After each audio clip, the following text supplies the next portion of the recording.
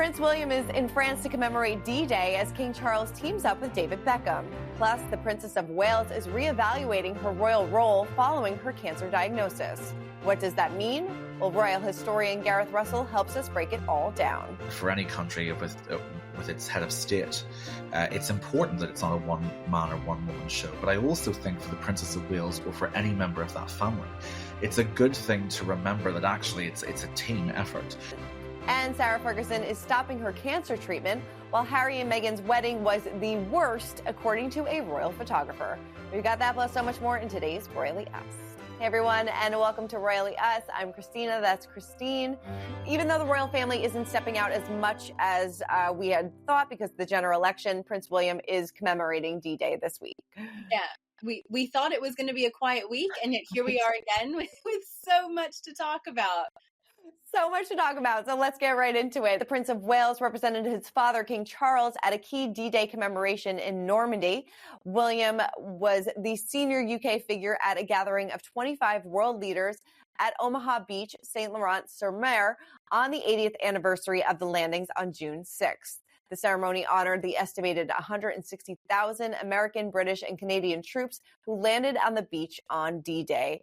The battles on D-Day of June 6, 1944, and in the weeks that followed, pushed the German forces back from the coast and across France, and were among the most important in bringing about the end of World War II.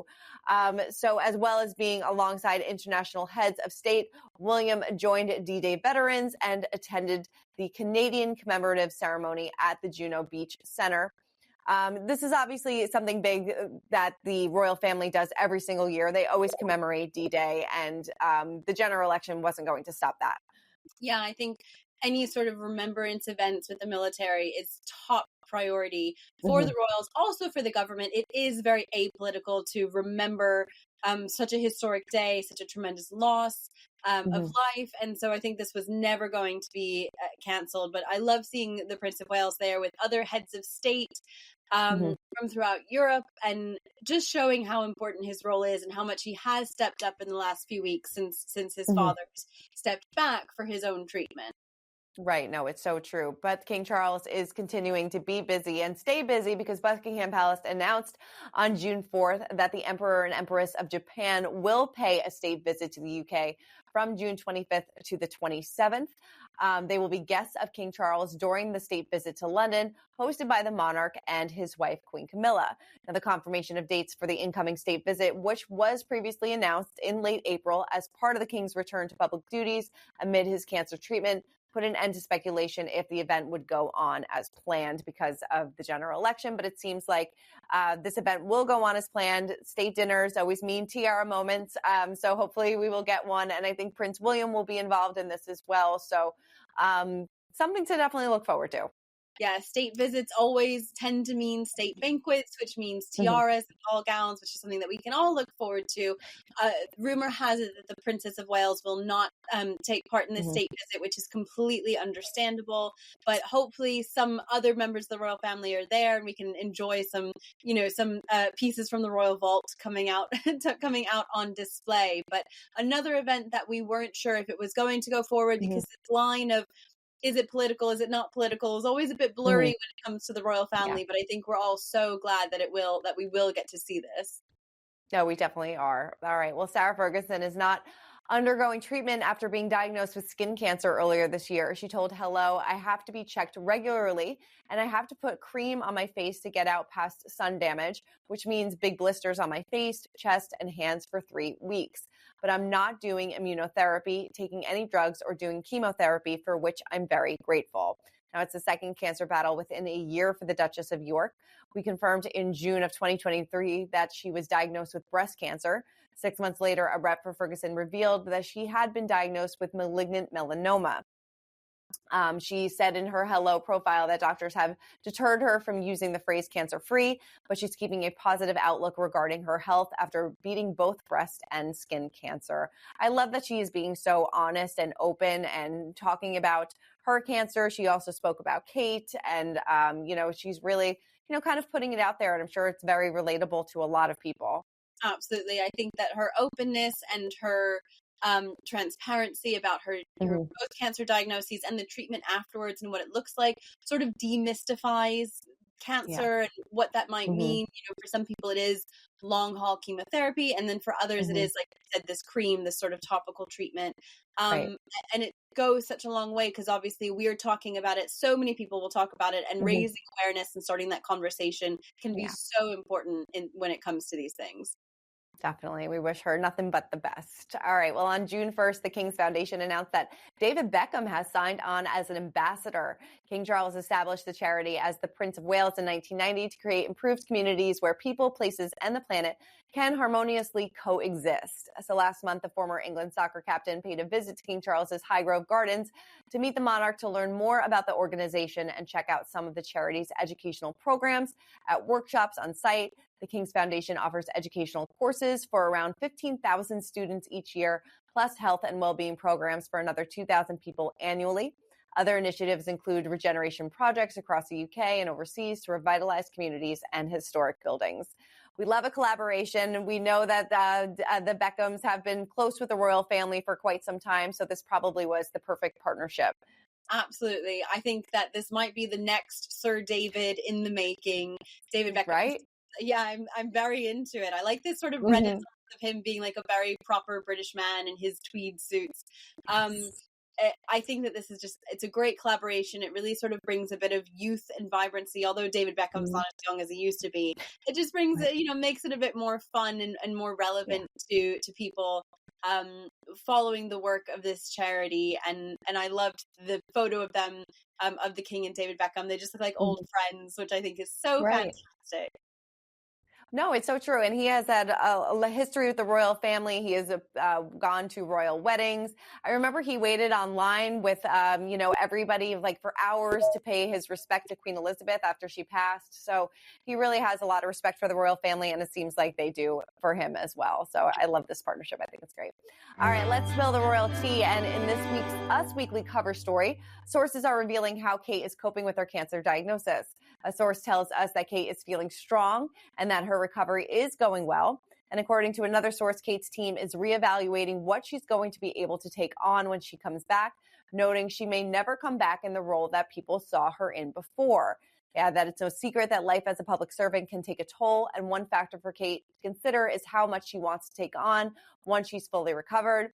They add that her role may look different, and she's looking at what it will shape into. I mean, I'm sure it will be different in some capacity. I mean, how could it not be? She's, obviously taking this time as she should to focus on her health, to focus on her family. But there's been a lot of speculation if she'll come back in the fall, if she'll come back next year, if she'll even maybe appear at Trooping. There's maybe some reports that there's a surprise coming out, but I don't know. I feel like it will be different in some way. I think it has to be different because of everything that's happened from both the King and Kate's cancer diagnosis, but also these conspiracy theories and these rumors that ran wild. I think it has to be different moving forward. Her relationship with the public, her, sort of the FaceTime she makes with the people in her work. So I think it has to look different from here. So a lot of this is still speculative, and we know that she's looking well, that she's feeling well. She's been out and about with her family. She's been out to the shops and seen at sporting events for the children. So we know that she's feeling well and sort of getting back to life, as she feels she's able to. And hopefully she can get back to work, because we know that that's so important to her. She stressed how important her work is and how sad she is to be missing out on these opportunities to connect with people. But I think, like you said, it has to look different from here. Right. Yeah. And I think a lot of people are like, well, if she's going out and about with her family on like local visits, why can't she get back to work? Those are two totally different things. And, like she's got millions and millions of eyes on her when she's at work. And it feels like when she is at home and around people in her town, they let her be. They let her live her private life. And I'm sure she's not ready to step back into the spotlight. And that's totally understandable. She wants to make sure her children are well taken care of and comfortable probably before she does that as well. Yeah, absolutely. And I think there's a huge difference between, you go to a rugby match, and if she's not feeling well, she can hop in the car and go home. Yeah. You know what I mean? Where if she's in the middle of an engagement or an all-day event or anything like that, there's no dipping out if she's not feeling well. So there's so much pressure on her right now. She's, not sort of all made up in high heels. She's Right. probably in a jacket, in like a rain jacket, and able Yeah. to take that time without the pressure and all those cameras on her to recover. Because it's a physical recovery, but we've talked before about how much of it is a mental recovery as well. Oh, definitely. All right. Well, to help us break this down even further and how her role may look different and what summer plans for the royal family may look like is our friend and royal historian, Gareth Russell. Take a look. I think there's a great deal of spine and metal of the Princess of Wales's personality, and I have a good deal of faith that she will not make those appearances until she feels it is right for her health journey. Right. Yeah. And there have also been reports that she may not return to the fall or maybe even next year. What do you think that means? Obviously, health comes first and her family comes first. But as a whole, what do you think that means for the royal family without her being present? She's such an incredible asset for this family. So, I mean, how does that look for the royal family going forward? I think, obviously, on a personal level, it will be very sad to, from Prince William's perspective, to have both a wife and father dealing with cancer at the same time is something that most people of good heart would not wish on anyone. No. But looking at it more from an institutional or cultural perspective, I think there are positives to this in that I think by really drawing a very firm line in the sand and saying being a public figure does not make you public property, and there will be no pressure on the Princess of Wales to return to public view until she and her doctors are confident that she should do so. I think for the future of the royal family, and in particular the generation coming up, which include her children, I think they're setting a very good precedent for that. One of the more dark and pernicious aspects that came through with all the conspiracy theories about her is something which is not unique to the monarchy, but it was uniquely unhinged with the speculation surrounding Catherine at the start of the year, which was that the only reason you would want privacy is if you've something to hide. And that is a really dark attitude to take, that the only way you wouldn't be sharing everything is if you have something there's something wrong. I mean, morally wrong. And so for them to push back against that and to push back in a 24/7 news cycle, you won't get information all the time. You won't get enough to sort of feed the beast of social media speculation. I think that's a very positive, shrewd thing for them to be doing for the future of the monarchy. In the short term, it does mean there will be more duties that fall on other members of the royal family. I think, even to go back to the Japanese state visit, we are seeing people like the Duke and Duchess of Edinburgh going to the civic reception, which is being thrown by the civic authorities of London at the Guildhall on the Emperor and Empress's behalf. And that, I think, sets a good pattern. We're not seeing some announcements yet at the time of recording this interview of some traditional things like, say, the Hillsborough Garden Party, which is one of the big royal events for the royals when they're in Northern Ireland. That's another summer event. There are some things that won't happen because there aren't enough personnel to undertake all of those duties. So I think you will see less of some of the traditional events, but I think all the big things will be picked up. And actually, I hope that it shows that it's not a one-person show. It's not something that relies solely on one person.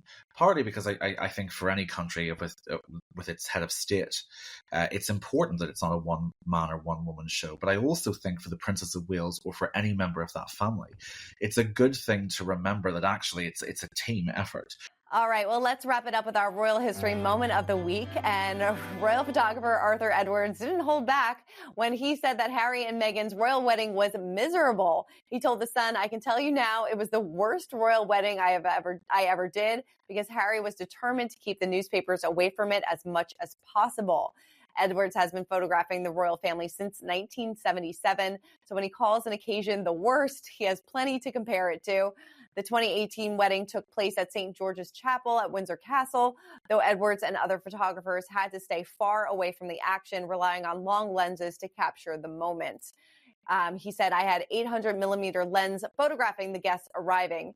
The photographers they engaged for the job was 5 feet away. It was just hopeless, he explained. He even said that the iconic carriage shot of the pair leaving the wedding didn't come about as he hoped. He said, and then the carriage shot where they went past me in the carriage, they looked the other way. So for me, it was a disaster.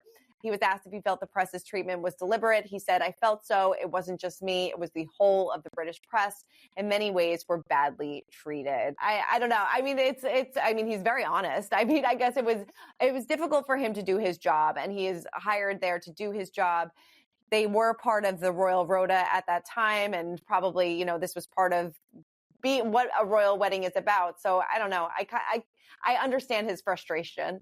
Yeah, I think that, the photographers, Arthur Edwards is with The Sun, but there were freelance photographers who were there who did shots that they could sell. And so they were out train tickets, travel fare, hotel rooms, when it was incredibly expensive to be there to take these photos. And a lot of them went home with absolutely nothing. And so it was a huge waste of time and money. And I think that Arthur Edwards has sort of spoken about this in the past, where many people got absolutely no shots. And therefore it was just this huge waste of time and money. And we saw this repeated a few times, especially with Archie's birth and Meghan's pregnancy, where there is sort of an expectation on the relationship between the palace and the royal rota, and the rota is used to the way things are done, and Meghan and Harry chose to do things differently.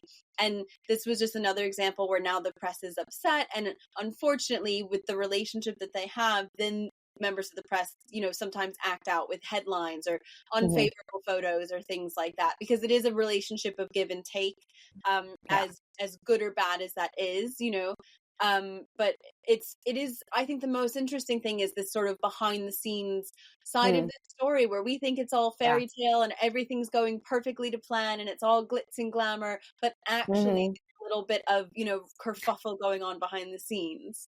We love a good behind the scenes story, but luckily Arthur and a lot of the other royal photographers, they don't have to worry about it anymore because they are living their best life over in Montecito. I know that they are celebrating, or I'm sure they are celebrating Lily's third birthday. And I'm sure she, like I said, well celebrated. And that's probably what they're focusing on at the moment. Oh, I think so. I hope Lily has a really happy birthday. Little girls, once they get 3, you start to really enjoy the themes and the party become so frilly and girly.